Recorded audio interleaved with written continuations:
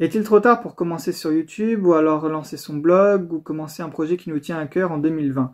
Pour moi, la réponse, elle est non, et je vais t'exposer mon point de vue en 3 points clés.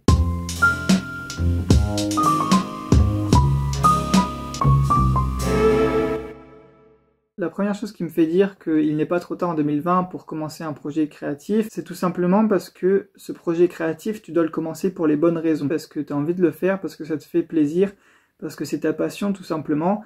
Et dans ce cas-là, si tu aimes vraiment ce que tu as envie de faire, il n'y a pas vraiment de bon moment. Le bon moment, ça va être quand toi tu le sens, quand tu es prêt et quand tu as vraiment envie de te lancer. Le processus créatif, c'est comme un marathon, ça demande beaucoup de temps, c'est très exigeant et c'est assez ingrat. Au début, ce qui va se passer, en tout cas moi mon blog il s'est lancé comme ça il y a 4 ans, c'est que tu vas pas avoir beaucoup de vues, tu vas pas avoir beaucoup de retours sur les articles que tu as écrits. Ça peut être assez difficile au début. Mais si tu te lances dans ce projet parce que c'est vraiment ce qui te tient à cœur, tu arriveras beaucoup plus facilement à dépasser ces difficultés.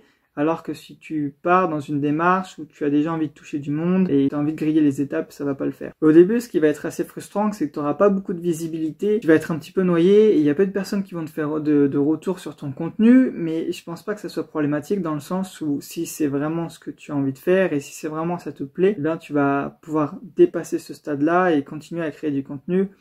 Et tu verras qu'au fur et à mesure, ton audience, elle va augmenter. Mais il faut vraiment dépasser ces premières étapes, ces premiers mois de création où ça va être un petit peu une traversée du désert. Ce qui va t'empêcher de commencer ton projet, ça va être plusieurs freins que tu vas te mettre. Tu vas dire que sur Internet, tout a déjà été fait. Tu vas te dire aussi que finalement, ton contenu, il va pas être très original. C'est des thématiques que j'ai abordées dans ma dernière vidéo. Mais ce que tu peux aussi te dire, c'est que tu as peur de tenter quelque chose de complètement nouveau et tu as peur d'avoir honte. Je dirais peut-être à celui qui n'a jamais eu honte dans sa vie, c'est que sans doute il n'a pas tenté assez de choses et peut-être qu'il risque d'avoir des regrets. La deuxième chose que je pourrais te dire pour motiver une personne à se lancer tout de suite dans son projet et dans un projet qui lui tient à cœur, c'est que chaque époque a son lot d'opportunités. Aujourd'hui, les opportunités, elles n'ont jamais été aussi nombreuses. Au niveau technologique, tu peux filmer avec ton téléphone portable et avoir une qualité vidéo qui est pas trop dégueu. Par exemple, au début, j'avais pas de trépied, du coup, j'avais fait une pile de livres et j'avais calé mon téléphone dessus. Au niveau de la lumière, c'est une lampe de bureau et en plus, je mets de la lumière du jour, donc je me suis orienté pour avoir la fenêtre un petit peu face à moi. Le seul investissement que j'ai fait, c'est par rapport au micro et encore, pour le micro, tu peux t'en sortir avec des micros à 30 €. Donc aujourd'hui, tu peux vraiment t'en sortir avec du matériel qui soit pas vraiment coûteux. Il y a beaucoup moins aussi d'obstacles à traverser, c'est-à-dire qu'avant, si tu voulais écrire, il fallait que tu passes par une maison d'édition obligatoirement, et la maison d'édition, elle pouvait te mettre un stop et te dire non, ton manuscrit il me plaît pas, c'est pas dans ma ligne éditoriale, du coup on va pas le publier. Maintenant, si tu as envie de publier vraiment ton livre, tu peux le faire sur les réseaux sociaux. Ce que tu peux faire, c'est publier un chapitre par semaine et faire grandir ton audience comme ça. Tu peux aussi le publier entièrement sous forme d'e-book ou même sous forme de livre manuscrit à compte d'auteur sur différentes imprimeries ou même sur Amazon. Aujourd'hui, la seule limite qui va t'être imposée, ça va être un petit peu les limites que toi tu vas te mettre. Et bien sûr, chaque époque, ça veut dire de nouvelles règles, et aujourd'hui, la qualité des vidéos qui sont déployées sur YouTube, elles sont de mieux en mieux parce qu'il y a de plus en plus de vidéos qui sont téléchargées sur YouTube. Donc du coup, ça veut dire que toi, si tu veux t'en sortir, si tu veux avoir un petit peu de visibilité, je pense qu'il faut augmenter la qualité pour pouvoir toujours être un petit peu dans la moyenne ou au-dessus de la moyenne. Et donc pour ça, inlassablement, tu vas devoir apprendre de nouvelles choses. Au niveau des articles, pour mon blog, j'ai dû apprendre comment marchait le référencement. Et c'est aussi une bonne capacité de te forcer à apprendre de nouvelles choses et à t'améliorer et à gagner en compétences sur ce qui te plaît vraiment. Je pense qu'il faut vraiment pas avoir peur d'avoir la vague derrière soi.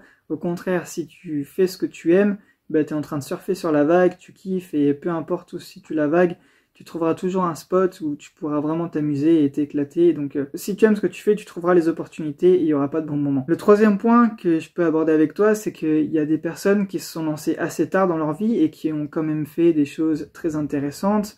Par exemple, le créateur de KFC, il a commencé à faire frire du poulet, il avait 62 ans. Nelson Mandela, il est devenu président quand il avait 76 ans. Il y a aussi Bernard Clavel qui a reçu le prix Goncourt pour son livre Les fruits de l'hiver en 1969. Soit 13 ans après la publication de son premier roman, L'ouvrier de la nuit. Et probablement que lui, Bernard Clavel, il a commencé l'écriture bien avant la publication de son premier roman. Le dernier exemple que je peux donner, enfin, c'est Churchill.